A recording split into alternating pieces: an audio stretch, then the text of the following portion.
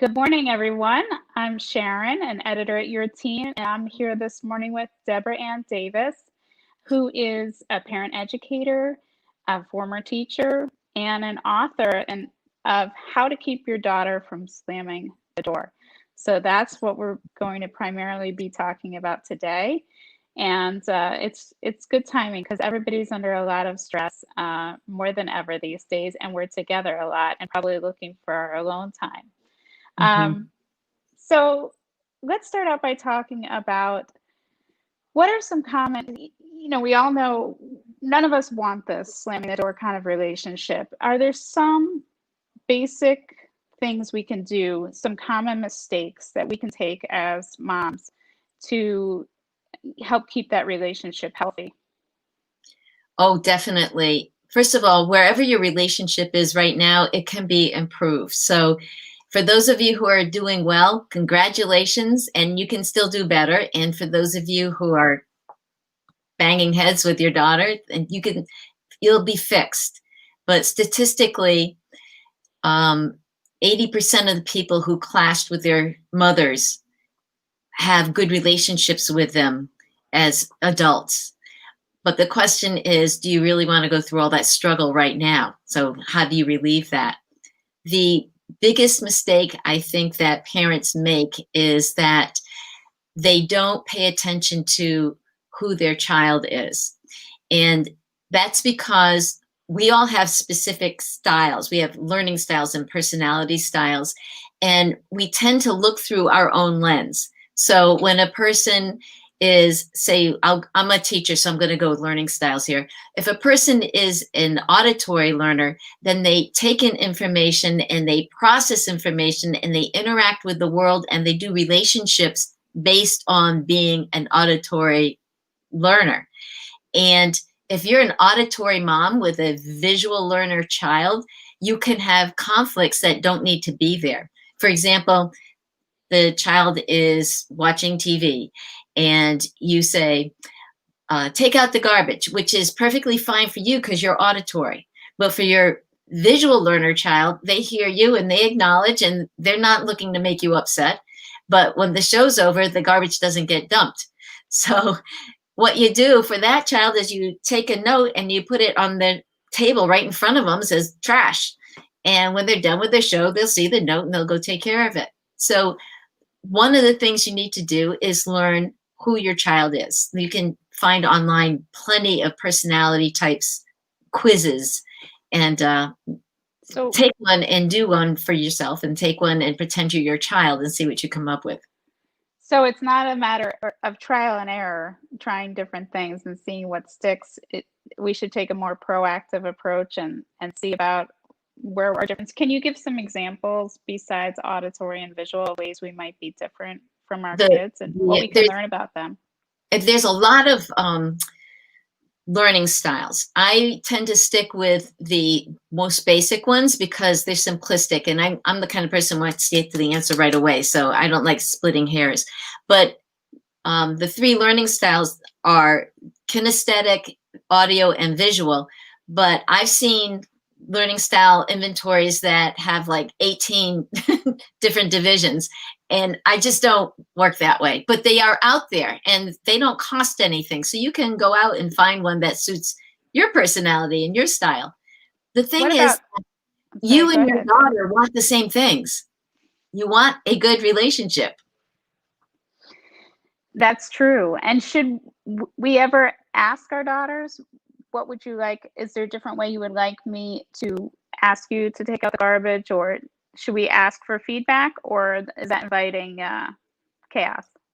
Well, absolutely, you want to be transparent. So if you've got a contentious relationship, then start out by saying at a calm time when nothing's at stake, I don't really like the way things are going right now, so I'm going to start seeing if I can figure out a way to make things better, because I love you too much for us to be having all this clashing. So either I'm going to figure out how to get this right, or I'm going to find somebody who can help me and I'm going to get the information. But I want you to know that I've got this and things are going to get better.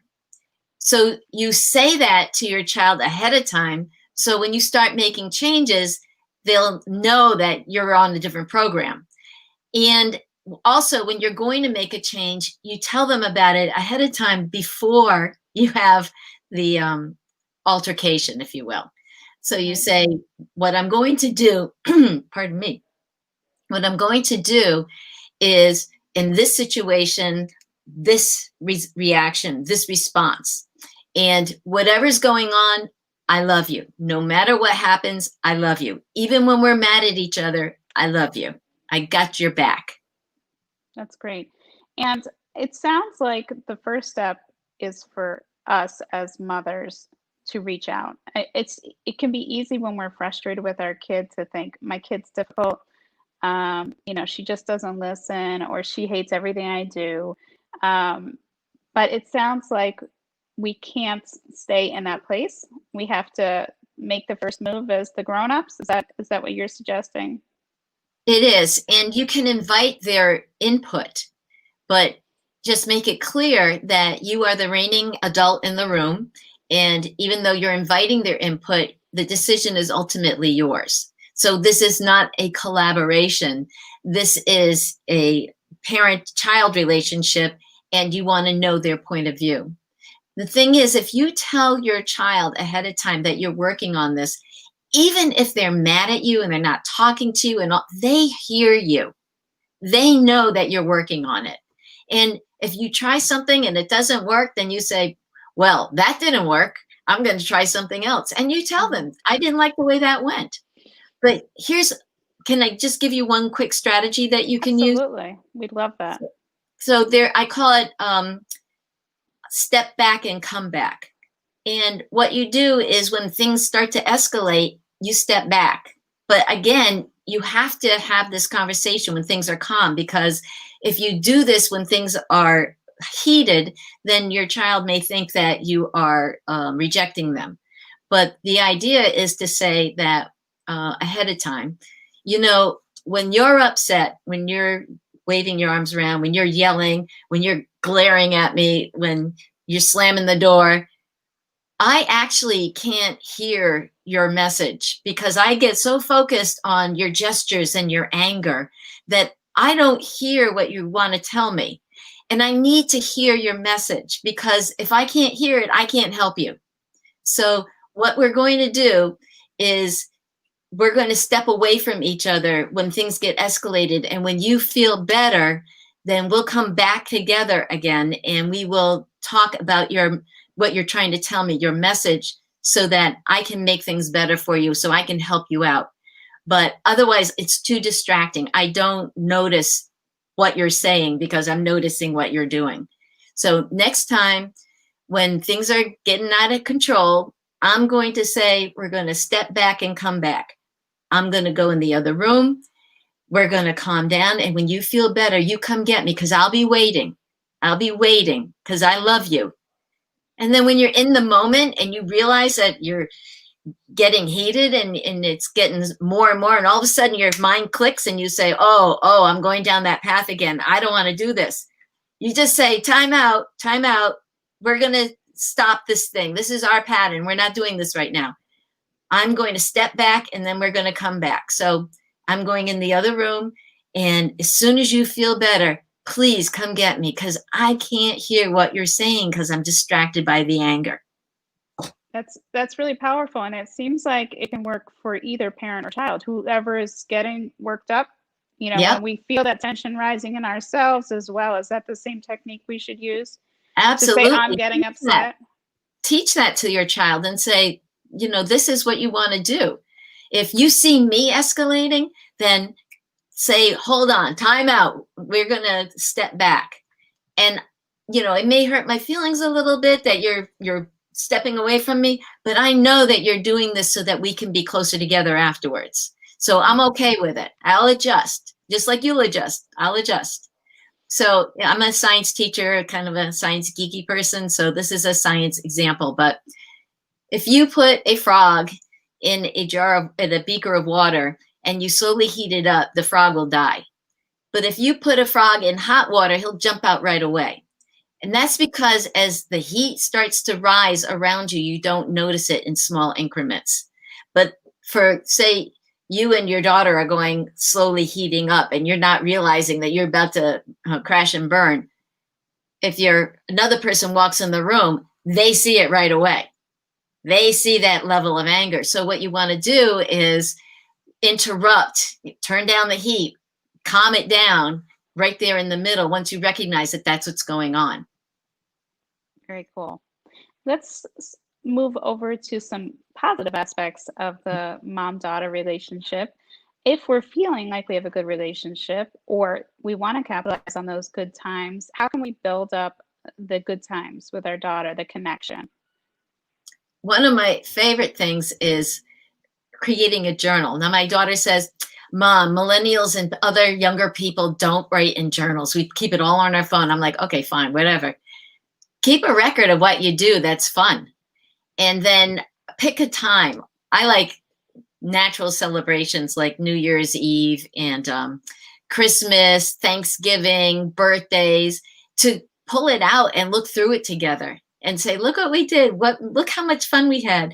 Because the thing is, I've never understood this, but when things are positive, they get overshadowed really quickly by the negative stuff. And it doesn't seem to be the same proportion in reverse. It's not like something negative gets overshadowed by positive stuff quickly. So you kind of have to emphasize the positive things, especially when things aren't going well, because you need a reminder that you guys are actually on the same page. You both want respect. You both want love. You both want all the angst in the relationship to magically disappear. And you both want to feel close and cuddly in the way it was when things were good. Mm-hmm. So you've got this huge history together, which is your common ground, where things were good over and over and over and over. But right now, all you're feeling and recognizing is the negative stuff. So if you keep a journal or keep a jar where you put in things that are nice, and you can pull them out, or keep a folder on your laptop, whatever you want to do, just keep stuff that reminds you of how good your relationship is. And then, of course, you can do things to make yourself happy when you're upset that physically, chemically change your body. Like my favorite is fake smiling, because when you smile, the muscles trigger all these nerves that trigger your hormone rush of pleasant feelings, your happy hormones. Well, it turns out that if you fake smile, your body can't tell the difference. And it triggers all the hormones anyway. So if you're really mad and you go right in the middle of it, and then you see you just had a reaction to that, right? Mm-hmm. Right in the middle of it, you will interrupt the negative chemical flow and create a positive chemical flow. But like the other strategies, you seriously have to tell them about this one ahead of time. Otherwise, they're going to think you're a crazy person all of a sudden in the middle of a fight. I could see it might diffuse the tension, or it might take your kid off too. I could go either way, especially if you don't tell them. Now, what if we don't feel like we have a lot in common with this daughter of ours? We have totally different interests. Maybe we have different politics right now. That's a tough thing. It could be any number of different opinions or interests. Can we start with anything? Like, can we find a TV show? Is that enough? Or do we ask them, can you teach me how to do what you like? Like, how do we bridge that gap when we feel really disconnected in interests? My favorite is the old Venn diagram. A Venn diagram is a circle and then an overlapping section right there. So the one circle is your interest and the other circle is her interest, and the overlapping part is the stuff that you have in common. So I use this for my daughter when we would go clothing shopping, because she always wanted to wear things that I wasn't exactly excited about her wearing. So what we would do is do the Venn diagram. So my circle was all the things that I wanted her to try, and in her circle all the things that she loved, and the overlapping things would be the things that we would buy. And we had a couple of ground rules. So one was that she had to try on anything I asked her to try on, And the other rule was that she could try on anything that she wanted, whether I approved or not. And then the third rule is we were only going to take stuff from the overlapping section. And then both of us would go home feeling satisfied and loving what came home with us. So when we'd get out there and she'd go, but Mom, I'd say, look, this is you, this is me, and that's what we're getting. And you know, when you get home, you're going to love everything that you lay out on the bed to admire. So let's not get into the negative stuff here. And it always pulled her back. But again, had the conversation before we went to the store so she would understand. So you can do that with movies. Each have a piece of paper and make a list of 20 movies that you like. And then do the Venn diagram. Anything that overlaps goes in the middle, and everything that you don't have in common goes on the side. And when I do those with my daughter, there's always something I see in hers that I didn't put on my list that I like. So we just move it into the middle. And now, if you do something like that, I mean, you could do that with movies, you could do that with books, you could do that with relatives, you can do that with her friends, TV characters. You could do it with any kind of nice and neutral topic. But what happens if you don't have anything in common?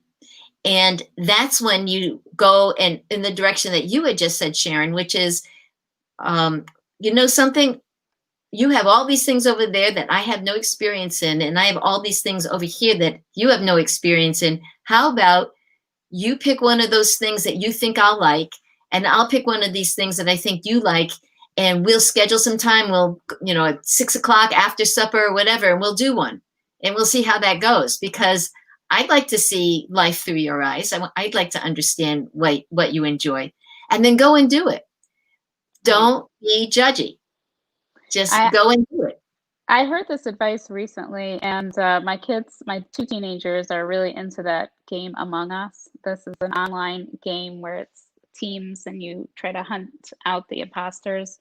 And I suggested, would you ever want me and Dad to play with you guys? And you wouldn't believe how thrilled the kids were to hear this idea. So I think I don't do it enough myself, but I think it really does help to go into their world sometimes and let them be the expert and show us something. That's wonderful. We'll see how it goes. We haven't done it yet. But probably just the bid for being involved, I think, makes a positive connection too. Exactly. They hear you. Right. Now, going in the other direction, do we have to be concerned about too much closeness with our daughters? Sort of the best friend relationship, an entanglement. Can we be too involved in their social life? Or how do we know if we're giving our daughter a healthy distance and allowing her independence? The biggest problem with answering that question is that mothers tend to be isolated. They are all in their head experiencing everything themselves personally, and they really don't know what's going on with other parents in their relationships. We make assumptions. We look at kids and parents and we say, oh, this must be how they are, but we don't know. So my first thing would be is get out there and talk to some other moms and find out how they're handling it, because there's more than one way to do something. So that's my first thing. The second thing is, if you've got boundary issues with your child, part of that has to do with trying to maintain a relationship with them that aims to make peace in the house.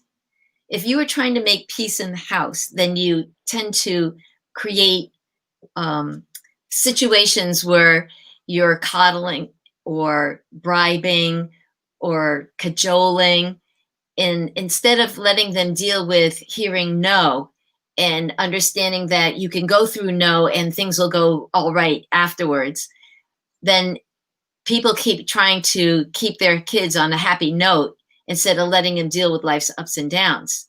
Now, of course, this is all generically changed since COVID and school anxiety and things like that. But this is a general concept that is applicable. So when you're crossing the line is when you are trying to handle their reactions in their feelings. They need to handle that. In terms of their relationships with their friends, yeah, you need to know what's going on there. You need to know if their friends are kind. You need to know if they're how much their friends influence them. You need to know how much risk taking their friends take, because the cosmic joke is that the brain forms from the back to the front, and the front is your logic and reasoning section, and that's the last part that forms, and it doesn't form fully until you're like 26 to 32, which is post-college. So if you don't know what's going on with your child, then you can't help them make good decisions. So that was a long-winded answer. No, I think I hear you. I think what I hear you saying is we're there to know what's going on with our kids and to be the guardrails and the limits that they need. Exactly. But that their piece of it is managing the emotional side. We can't do that for them. So we provide structure while they, operate within that. Strategies. So when they do have a clash, then you say, this is a way I would handle it. This is a way you could handle it. How do you think your friend would handle this situation? Because a lot of times kids can't talk about the situation they're in personally. So I call it going in through the side door, that you find an article that has something to do with what you know is going on in their life. And you casually plop down on the couch next to them and say, I just read this really cool thing. And you share it with them and you say, how do you think your best friend would react to this? How do you think your best friend's mother would react to this? And so the conversation is about her and her situation. It removes it, lets her be more objective. And what you will hear is her opinions. Mm-hmm. Oh, and don't judge them. We've had that, some of that advice at your teen. I remember specifically with vaping and how parents can approach their kids about that. And one of the strategies is to say, what are the kids at school doing? Do you think that there's a lot of vaping? Are your friends interested in that? Instead of saying, are you vaping? So that is a really cool strategy to take. Mm-hmm. I'll let you go. This has been so valuable, and I'm wondering if you have one thing we can do today with our daughters to improve our relationship, something we can say, or something that will improve or reinforce that relationship with our daughters. Well, I've got two things to say. The first one is the most obvious. I love you. Mm-hmm. You just say it every day, many times a day, because it helps fuel their self-worth, not their self-esteem, their self-worth, which is internal. And the second thing is the kids are so anxious right now, whether they're demonstrating it or not. I mean, the ones who are demonstrating it are slamming doors and blowing up and arguing and feeling frustrated, which you should actually be glad about that, because you're getting these flags that say, I'm not coping. I need some help. The ones who are quiet behind the door, those are the ones who are also not coping and they need help, and they're not being loud enough for you to notice that. So what I would say is go to them and say, I got this. I don't know the answer to everything, but I'm going to find them out and I will come back to you and I will help you with this. I've got your back. You don't have to worry about these things. School may change again before the end of this year, and that'll be okay. You don't have to worry about it, because when those changes come, I will find out what to do to make you successful. I've got this. All you got to worry about is being a kid and how you're going to enjoy being around your friends and educating yourself. I've got everything else. You don't have to worry. And if I don't know something, I will go find out for us. That's terrific help. So the book is How to Keep Your Daughter from Slamming the Door. And is there anywhere else we should find you online, Deborah? Well, I have a group for moms on Facebook called the Mom Meetup, Raising Confident Girls. And I'm on social media, and there's my website, DeborahAnnDavis.com. That's Deborah with an H. As we can see on the screen, so that's helpful. Well, thank you so much for joining us. We're so glad that we could host you at your teen, and we hope you have a great day. Thank you very much. All right, take care.